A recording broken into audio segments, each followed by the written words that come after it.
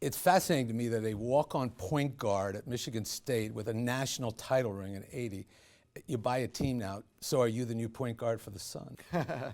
Absolutely not. Absolutely not. Not going to be playing at all. Just hoping to support the team any way I can for the Suns and the Mercury Bowl. At what point did you realize you wanted to own an NBA team? You know, when I realized I wasn't good enough to play in it, back when I was at college at Michigan State playing for Izzo, I thought, gosh, how do I get to the NBA? Is it coaching?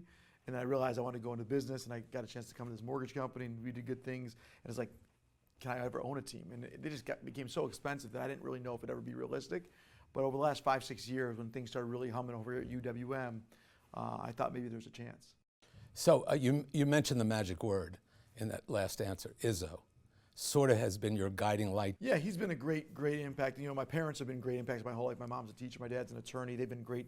But then Izzo, you know, the basketball, the business, the combination, the things I learned from him, applying it, he's been a huge, and I talk to him all the time, even to yesterday, the day before, like, we're talking all the time, communicating, and he's been a huge impact on my life in a big positive way. There was a point in your life where you thought you might want to be a coach. So you were an assistant or along with Izzo. What was that experience like? And being behind the scenes with Izzo must have been a mind bender.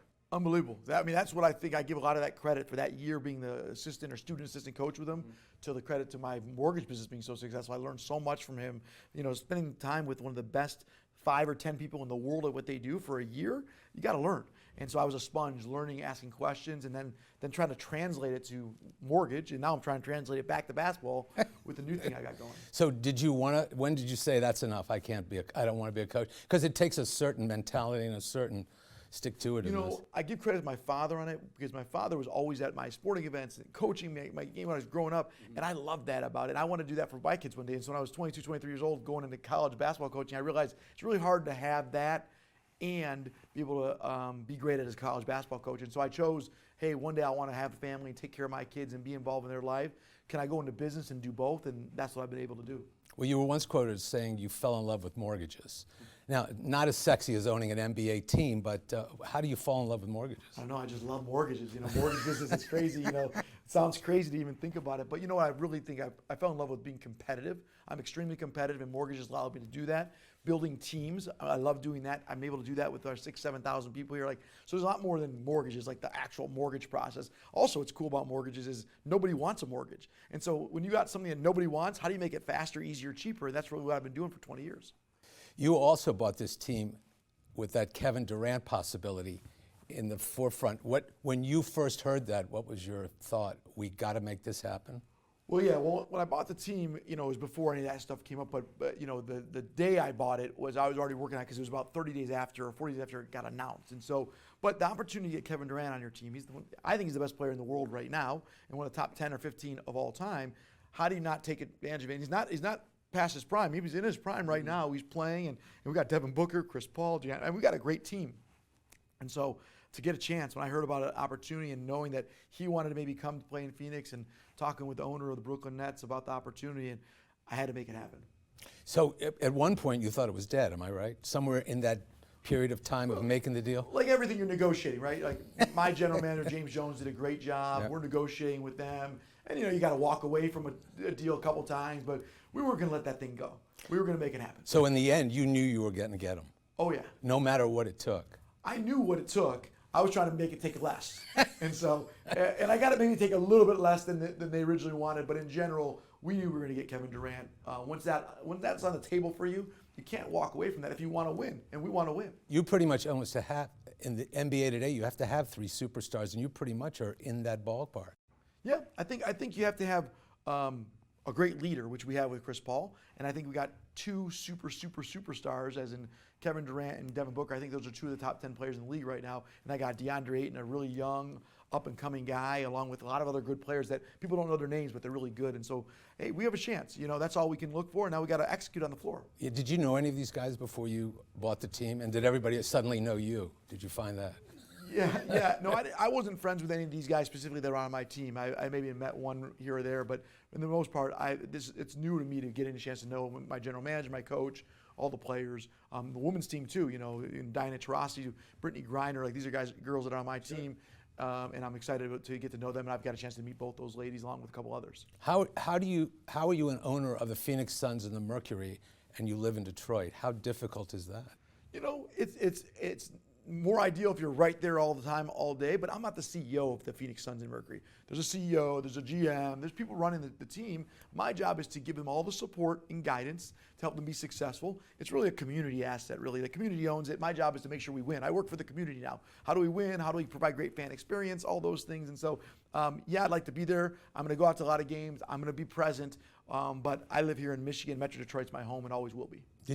Did you learn from an owner? Is there one that you would like to model yourself after? Well, there's a lot of different owners I spend a lot of time with. You know, Mark Lazary from the Bucks, Herb Simon from Indiana, Tom Gores from Detroit. You know, I got a chance to know him. But there's probably 15 other owners I could name. Michael Reinsdorf, Chicago Bulls. Like, there's a lot of owners that have been really kind. And I see some that live in the town and some that don't live in the town, and how you work it and what the differences are. There's benefits of both. And I'm basically trying to learn from everybody and then put my own little spin on everything to make it my own. Have you been able to sit back and just dream that in owning a team less than a half a year, you could be wearing an NBA title ring? Is that possible? Like, is your mind blown by that? It's crazy. It's crazy to even imagine that possibility. And at the same time, you know, in everything I do in life, I try to win in everything. And so, like, to not put myself in position is probably even crazier. So for me not to try to do something and not, doesn't mean we're going to win. There's no guarantees that the West is extremely hard. The East, I mean, there's great teams out there, but I have more of a problem being on a franchise that be okay not winning and being okay not competing. That's not who I am, never be who I am. We're gonna compete all the time in Phoenix, and we'll win some, we lose some, but we're never gonna be like, we'll see how it goes and just move on to the next year. We're gonna try to compete. I know you push hard for your mortgage company to be number one, and you've gotten that for many, many years in a row, and just made a big announcement today about earnings and everything else. But how do you translate that to the NBA? Can you push too much? We're going to find out. I've always will push. You know, being the number one mortgage lender in America, driving to get to that, passing Wells Fargo and Rocket Mortgage, like that's been a drive of ours, and it's still a drive of ours. And so when we get there, it doesn't mean like we relax. We're going to keep pushing. And so same thing with the NBA. We're going to drive, and you know, we'll see how it goes. But I'm still new figuring it out, but we're not going to let up. I've met you today for the first time, and I'm just sitting here watching you. Do you always go at about 150 miles an hour? I have a lot of energy. I love what I do. I love mortgages, which I know you think is crazy. I love basketball. I love people. Like, walk around this place energizes me every day with our 6,000, 7,000 people that care about mortgages, care about consumers, care about this business. And at the same time, now I can translate some of that fun into basketball with the Suns and Mercury. So it's going to be great. But do you ever slow down? Are you ever do you ever take it from 150 to 100 or anything? Or you're always on that? I'm always on it. I drink a lot of water. I love it, and I enjoy it. I wake up excited. How about home with your family? What is that like? I got 3 kids. I coach all their sports. I'm divorced, and so I'm with my 3 kids. And if I'm out with them, I'm working. If I'm with them all day, every day, coaching sports, playing with them, hanging out. It's the best. So I'm constantly involved with them. What do you do just for yourself, just for Matt Ishbia? I come to UWM and work. That's what I do for fun. I do this for fun. I love being here. I mean, all these people want to be around me. I get a chance to spend time with them. I can help create and make impact in the community with our team members. I like doing the things we do at the UWM Sports Complex over here, where kids from Pontiac and other kids, we can really help them and make an impact. But like that fills my bucket. That makes me happy, being able to impact other people in a positive way. And so that's what I do for myself. All right, I want to ask you, are you a compulsive shopper or a compulsive buyer? I'm neither. I don't buy or I'm I don't know if that's the right answer. I'm definitely not a compulsive shopper. And I don't really buy stuff either, so I don't know. What are you talking about? You just bought I guess I bought a team. But yeah, you bought a franchise. But it wasn't a compulsive buy, is what you're saying? Oh, I'm not compulsive. It's not a compulsive buy at all. I wouldn't say it at all. I would say it's thought out, so I wouldn't say compulsive. All right. So if you go to Costco and see something you love. Oh, then I'm compulsive. If it's cookies and stuff, like food, like that's what you get with compulsive buys: food, cookies, burgers. Has anyone owned an NCAA title ring as a player and a title ring as an owner? NCAA title ring as a player, NBA title ring as an owner. I don't believe so. I mean, there's one other owner that's done it playing. You know, Michael Jordan played and won a championship and won it in college, but they've never won one as an owner. So I'm not even sure they hit 500, have they? We'll play them tonight, so we got to see. Hopefully, it'll be a good game. Yeah.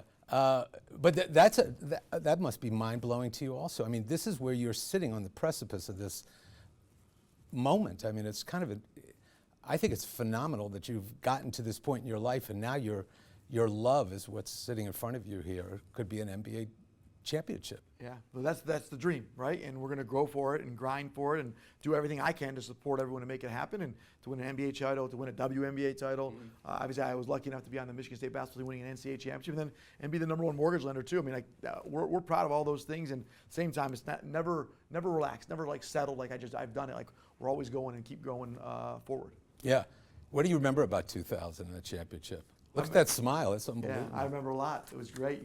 About 7 of my teammates here work here right now at UWM with me here. And Mateen, right? Mateen's here. Charlie Bell's here. Adam Wolf. Like we got a lot of guys that are here from that championship team.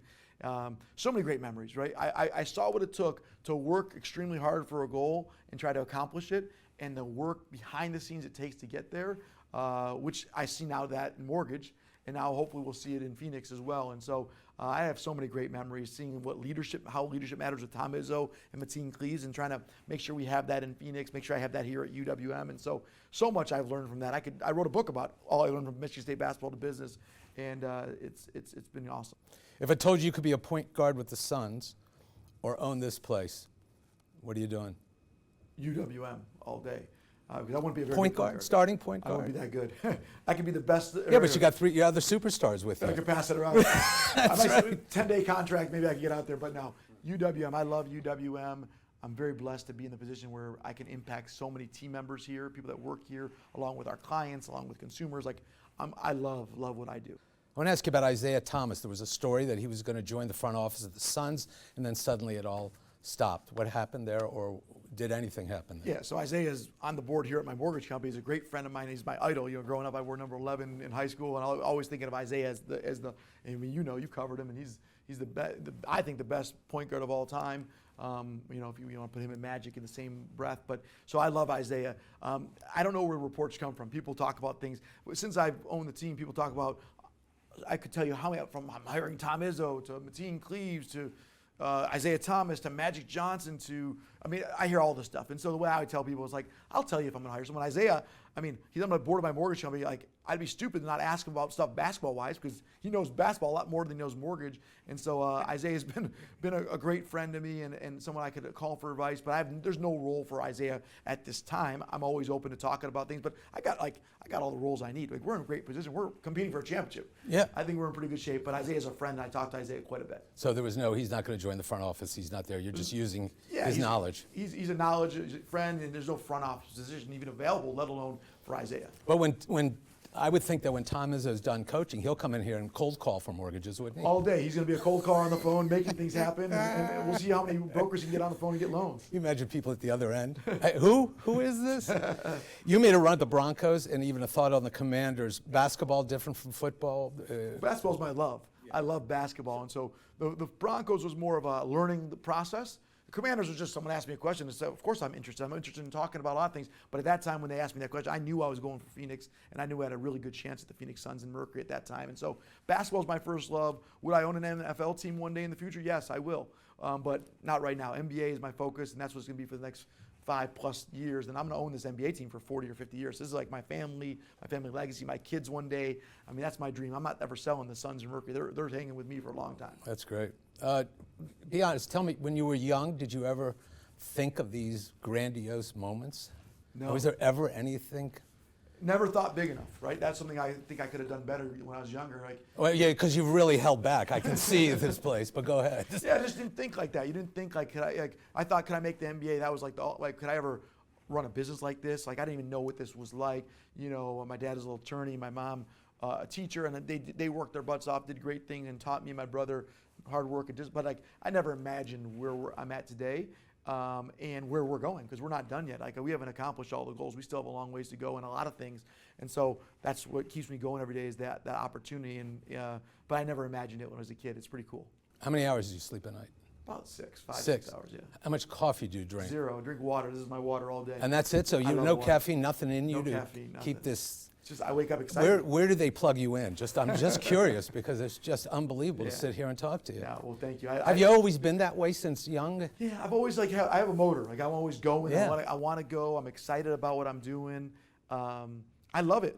I only do things I love, and and it's not like mortgage. I love business. I love competing. It's not the thing you're doing. It's the thing a level back, like competing or deciding or making an impact on people that you get to do. And so I wake up excited every day and to come in at UWM and make an impact. So is it the chase that drives you so much, but when you accomplish it, then it's kind of like, oh, okay, now on to another chase? You know, a little bit like you climb a mountain Yeah. and you get there and you're like, wow, pretty cool. And it's like, there's another mountain. Yeah. And I want to go for that one. And that's kind of what I've been doing my whole career here at UWM and now with Phoenix. It's like, well, so, you know, like what's the next thing we want to do and keep growing and building?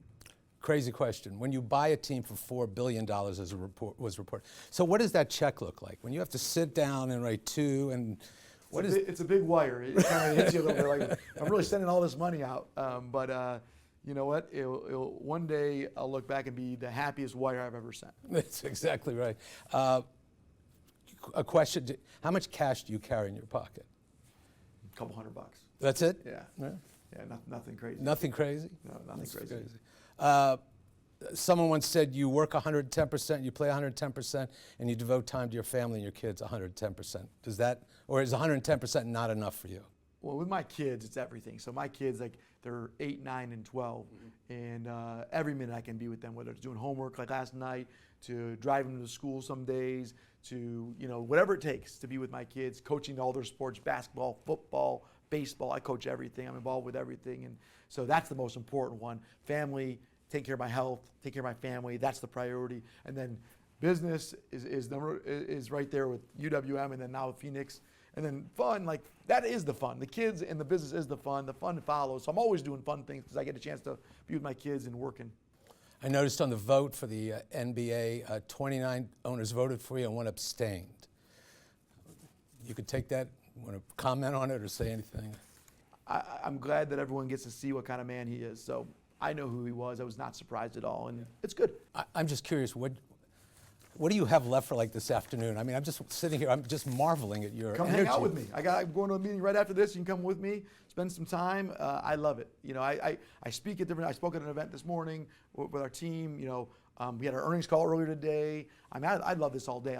I like these days back to back. Like my day is, I get up. I'm in the office most days at 4 a.m. suit and tie. You know, and I'm grinding all day, every day. What time do you go to bed? Usually it's 9:30 to 3:30, but with the Suns now playing out on the West Coast, it's throwing my schedule off. So now I'm trying to sleep a little later, get in closer to 6 if they're playing a game, and so I got to figure that out. But you're not complaining. You should have bought a team in the Eastern time zone. I'm happy the Phoenix Suns are the one I want. I know. I was going to say, you got to be kidding me. You got the gold my standard. sleep schedule. Yeah, that's right. It's not that big a deal.